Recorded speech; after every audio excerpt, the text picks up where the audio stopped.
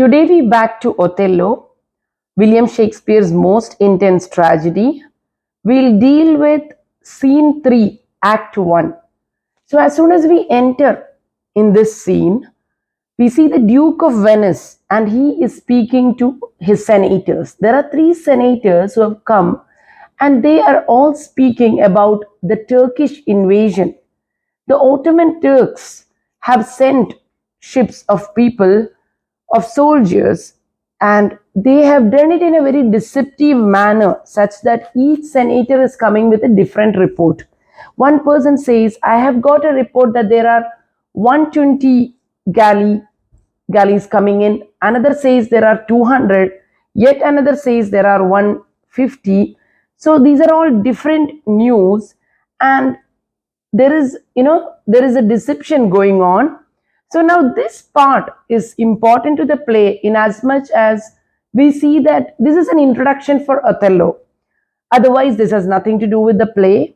And we see that the Duke is now frantic. He needs to suppress the Turks, the invading Turks. And he has understood that they are deceiving, and he is also now he knows that it is certain that the lands which are now belonging to the Venetians in Rhodes, in Cyprus, all these places are under threat from the Ottoman Turks.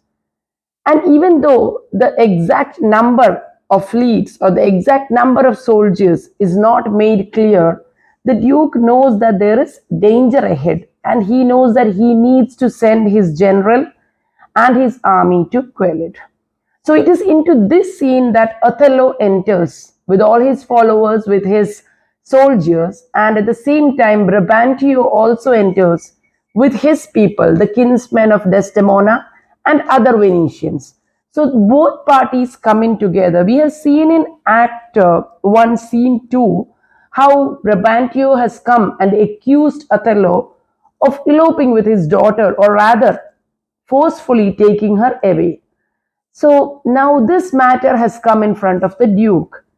And here we are made acquainted with our hero. This is a chance for us to understand or know Othello's valor and strength. Because the moment the Duke sees Othello, he becomes quite, he is relieved and he says, oh, my general has come. And he asks Othello, please quickly proceed. You need to take care of this matter at hand. The state is in grave danger.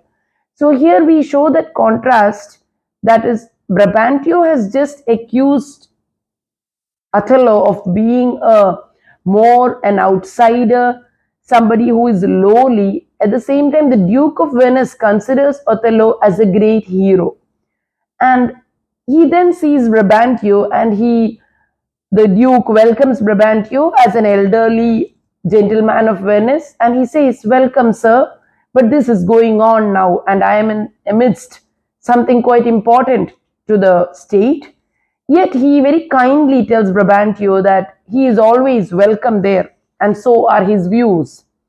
But Brabantio then tells the Duke that he is engulfed in a personal sadness, in a personal tragedy that does not allow him to think outside of it. And then he says, my daughter, and the Duke and other people even think that, has she died? Because the father's sorrow is so deep. Yet Brabantio says, no, she has eloped, she has run away, but I know that she is a maid, so quiet, so gentle. She has refused the hand of so many noblemen of Venice. She had no plans to get married, and such a woman has run from my shelter, from my house, and she has gone away. And the Duke immediately says, if such a man is there who has taken your child by black magic, sorcery, or force, then he will be dealt by the laws of Venice, by the book, the law. Law and order will be at your disposal, and that man will not go unpunished. And here Brabantio points at the Moor and he says, it is your general here whom you are now calling in order to come to the aid of the state. It is this very man who has, who has dishonored my daughter, who has carried her away, and who has done such a cruel, dishonorable deed to my name and my family. So the Duke then asks Othello, what do you have to say in defense? How do you intend to defend yourself? And here we see that we are getting a glimpse into the character of Othello.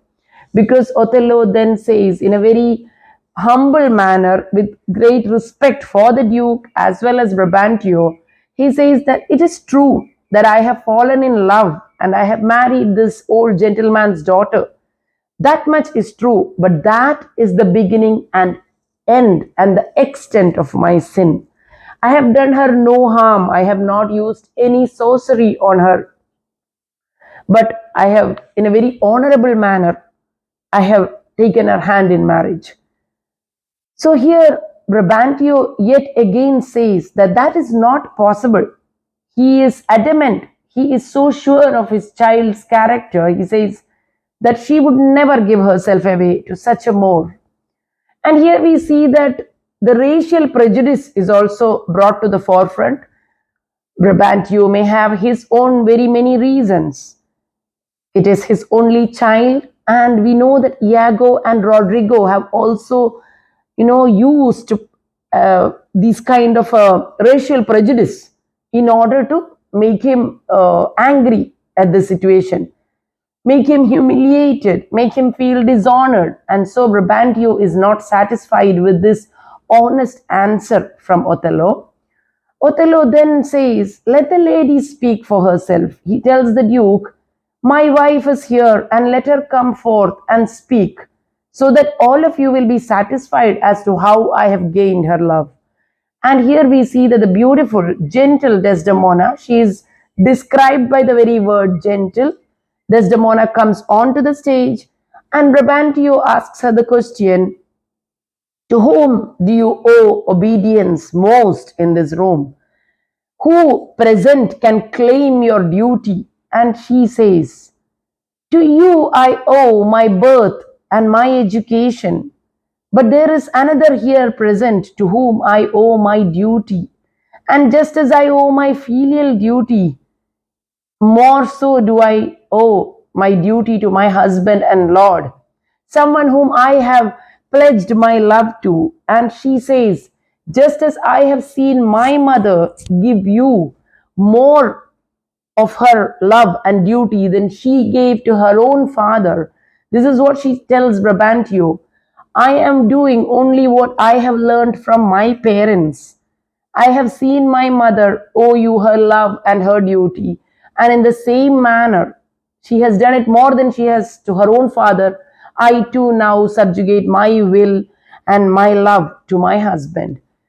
The moment that Brabantio hears this, he is angry, sad, and he immediately says, then that is the end to that matter. I will not pursue this anymore. For my daughter herself agrees that she has married this man. But he then says that if I knew that she too has at least, part way gone in this wooing, that it is not fully Othello's doing, but she too has given her, she too has been part of it, or she too has given him a note of approval that yes, you may continue wooing me and that I shall give you my hand in marriage. Has she given him such a promise? Then I am ready to take back my accusations. Here we see Othello coming forward, and maybe this is one of Othello's best speeches in the play. Othello very clearly states that this is, I would say, a very important passage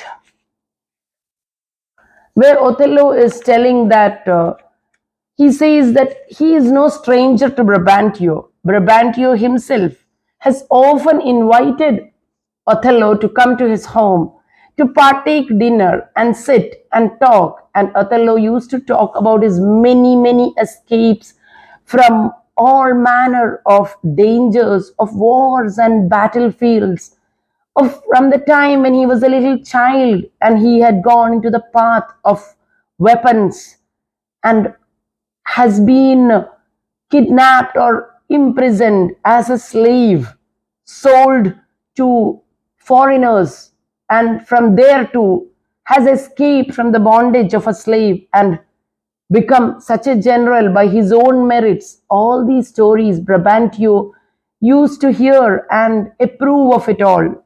And there was one more person in that house listening to all these stories with great eagerness, and that was Desdemona. And this he says, so this is the passage. Her father loved me, oft invited me, still questioned me the story of my life. He has always questioned me about my life. From year to year, the battles, sages, fortunes that I have passed, I ran it through even from my boyish days to the very moment that he bade me tell it all. And I have spoken about everything, accidents by flood and field, hairbreadth escapes from imminent death, sold to slavery of my redemption thence, and all my travels history, and of cannibals that I have seen, of anthropophagy and men whose heads do grow beneath their shoulders. So this is, we can say that Shakespeare was inspired by a certain African who is described in the works of Pliny as one who has escaped through so many deadly horrors that Pliny says in his texts that it is impossible to imagine that one man can come through so many battles. He's called John Roe. So this African is, or more, is maybe one of the inspirations for Shakespeare. And he says, this to hear would Desdemona seriously incline, but still the house affairs would draw her thence, whichever as she could with haste dispose. Desdemona had so many duties at home. She had to do the housework for her father. She was keeping home for her father. But she would dispatch all these duties with such haste because she would love to come and sit and listen to the Moor as he told his stories of battle. And here he says that my story being done, she gave me for my pains a world of sighs. And when I told these stories where I had suffered, this beautiful damsel sat before me and she sighed, showing me that she had sympathy to me, that she loved me. And even so, we see that Othello would not take a step forward. At last she says, she swore it was strange, it was passing strange, it was pitiful, it was wondrous pitiful. She wished she had not heard it, yet she wished that heaven hath made her such a man. So here we see that not only has Desdemona, we could say in common words, she has egged him on, or she has made the first move in this love affair, we could say. For she says to Othello, I wish that heaven had made such a man for me. She then thanks him for all the stories he has told her, and even says that if you should have a friend just like yourself, pray tell him these stories and bid him come to me and tell these stories to me, that I may love him, that I may give him my heart and hand. So all these from this lovely maiden shows Othello that she would definitely be his. And this gives him the courage to go forth with his proposal. She loved me for the dangers I had passed, and I loved her that she did pity them. This only is the witchcraft I have used. Here comes the lady, let her witness it. So here we see that Othello says, this is the only witchcraft I have used. So here we see that their love is based on mutual understanding.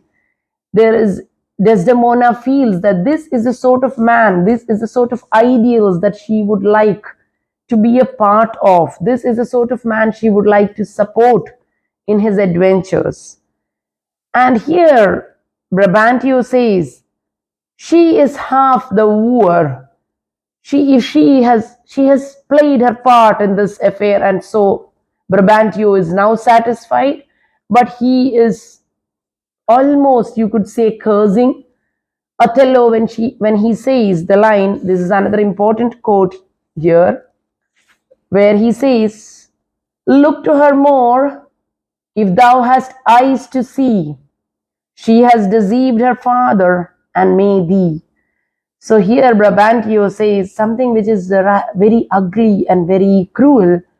He says, "She is a woman who has showed the strength to get across the boundaries of filial duty, get across the boundaries maybe of racial prejudice. She has been able to jump over the boundary of age, of culture, of background. Such a woman could have courage even to be treacherous to you." Listening to all this, the Duke is very conciliatory, and the Duke, in fact, is supporting Othello. He tells Brabantio, "Such a tale, even my daughter would agree to marry this man. You do have a good son in law. I know that today you are hurt, but here he says that to dwell on this grief is to borrow more grief. Rather, let this mangled affair right now, you may perceive it as mangled and something unhappy, but let it rest and give time, and you will see that just as his visage is black, your son in law is fair at heart."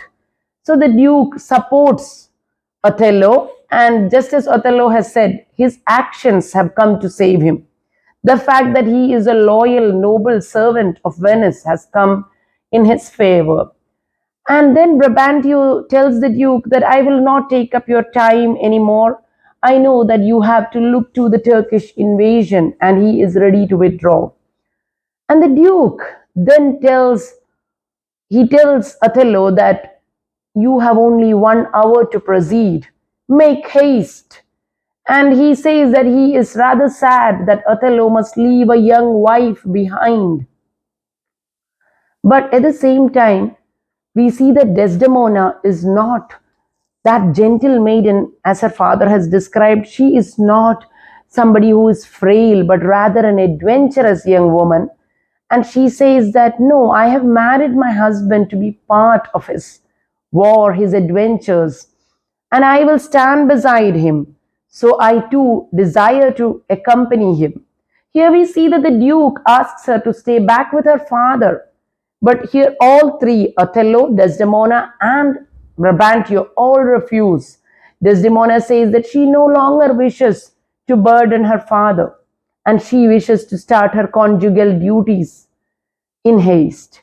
So Othello requests the Duke that, according to the breeding and the position of his wife, to please provide accommodation for her, that she may follow him to Cyprus. And to this he entrusts Iago. We see that Othello exits with Desdemona. There is only 1 hour, hour of love, of talk, of embracing and telling his new wife, to directing her as to how she should follow him and how she should take care of herself. And Iago is entrusted to this.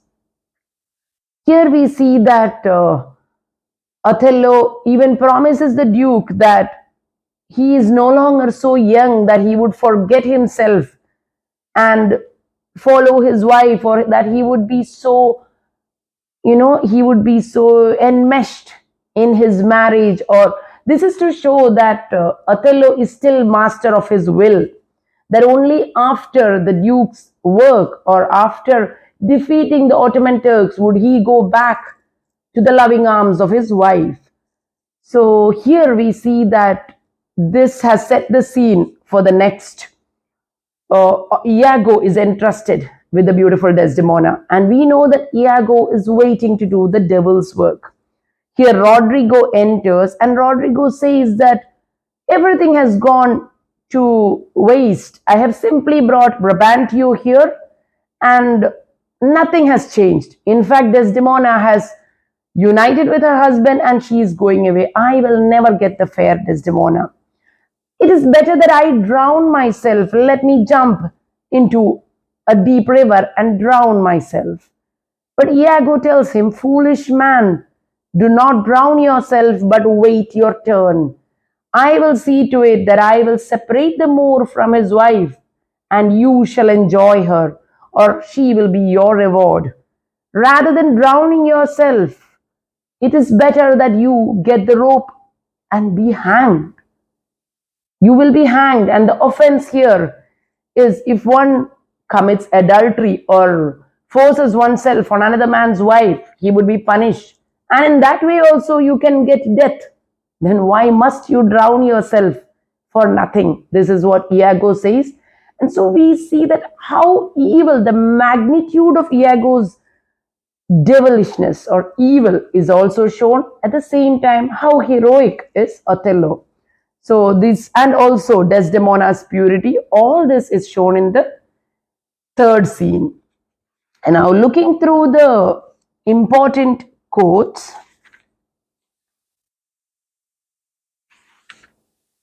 so here we see that Brabantio, when he is describing Desdemona from the father's viewpoint, we see a maiden never bold of spirit, so still and quiet that her motion blushed at herself. She was so still and quiet, according to her father, that, you know, the very movement would blush at the thought of her exerting herself. But we know that that is not Desdemona's character. And here we also need to think of a gender equality or gender play here. The women of the period were required to be quiet, soft, docile, gentle. And I feel that we can almost see a warrior in Desdemona. Could it be that this beautiful young woman was living through Othello stories, on borrowed stories? Maybe were she in a position, she would probably go to the forefront. She would be ready to be in that sphere of action, as women from time immemorial have been denied. And since it is denied to her, she is finding that ideal met in a brave warrior, and she thinks that let me at least be his wife, let me be his support system. Then we see that we see again another passage which shows us that Othello is also weak in a certain manner. Rude am I in speech and little blessed with a soft phrase of peace. So here Othello, in the very beginning of his monologue, he says, rude am I in speech. I do not know how to beguile people. I do not know how to speak softly and sweetly that I can take you all in. So this shows us that he is a man of action, and words will not come to his rescue. Even in his proposal or his uh, love affair with Desdemona, we see that it is not his words of charm that have won her. It is only his words of truth and his actions. So here Shakespeare is also pointing to us a fault that Othello has. And this fault is that he cannot see through the, intricacies of life. He faces it rather frankly and truthfully.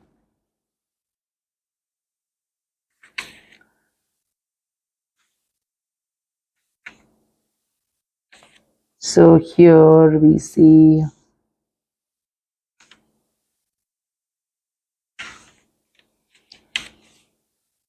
again, Iago keeps telling Rodrigo that he should keep money aside in order to win this beautiful maiden. And he says, if sanctimony and a frail woe between an erring barbarian and a super subtle Venetian be not too hard for my wits and all the tribe of hell, thou shalt enjoy her, therefore make money. So he says that this is just a promise or a marriage between a super subtle, extremely elegant, elite Venetian lady and this barbarian Moor. It is not beyond my wits to break it up, and you will enjoy the rewards, but mind you keep money aside. This shows us clearly that Iago is using up Rodrigo's money, and he is making a fool of Rodrigo in order to take his money.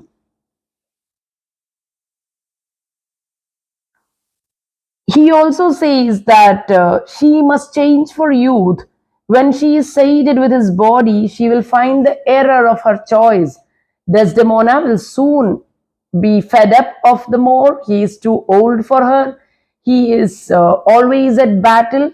She will be sated or satisfied and she will move on, and she will definitely come to you, Rodrigo.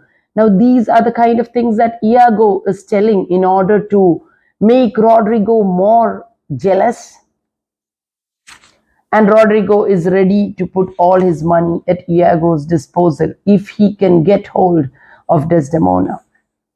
Now another line or a quote from Iago which tells us a lot about Othello is the Moor is of a free and open nature that thinks men honest, that but seem to be so. The Moor has a very honest nature. Iago perhaps knows Othello much more than Othello knows himself. So he says the Moor has a very gentle, frank nature and cannot understand men other than what is shown to him. He cannot read between the lines or into the horrible mind of someone such as Iago, and will as tenderly be led by the nose as asses are. So here we see the fault of Othello, that he can easily be fooled, or he is very gullible. On one hand, he is honorable, valorous, strong. On the other hand, he is rather naive and gullible in matters of the world. And Iago says, just like I would pull a donkey or an ass by the nose, I would just pull him according to my ideas or my evil intentions. Here we also see that the Samuel Taylor Coleridge has described Iago as motive hunting, motiveless malignity. There is, Iago would use any reason to wreak destruction on these two innocent souls. Coleridge very rightly says that it is a motive hunting. He is literally hunting for motives. Here, Iago even says that it is thought abroad that there is a suspicion, it is thought abroad that between my sheets he has done my office. He has been with my wife. This is a rumor that is spread abroad.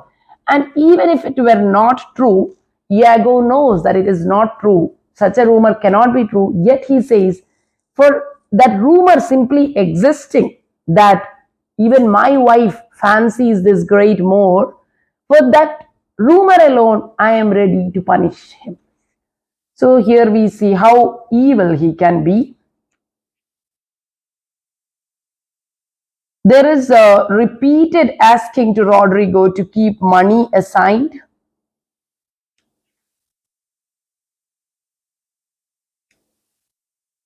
Throughout, we see another matter is Othello is continuously trusting Iago for everything. He says, my ancient is ensign, soldier, a man he is of honesty and trust. To his conveyance I assign my wife.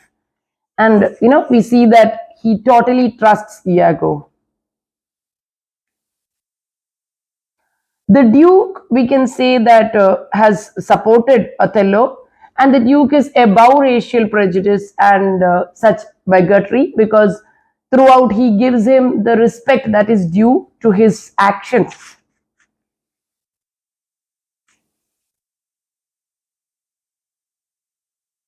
Thank you.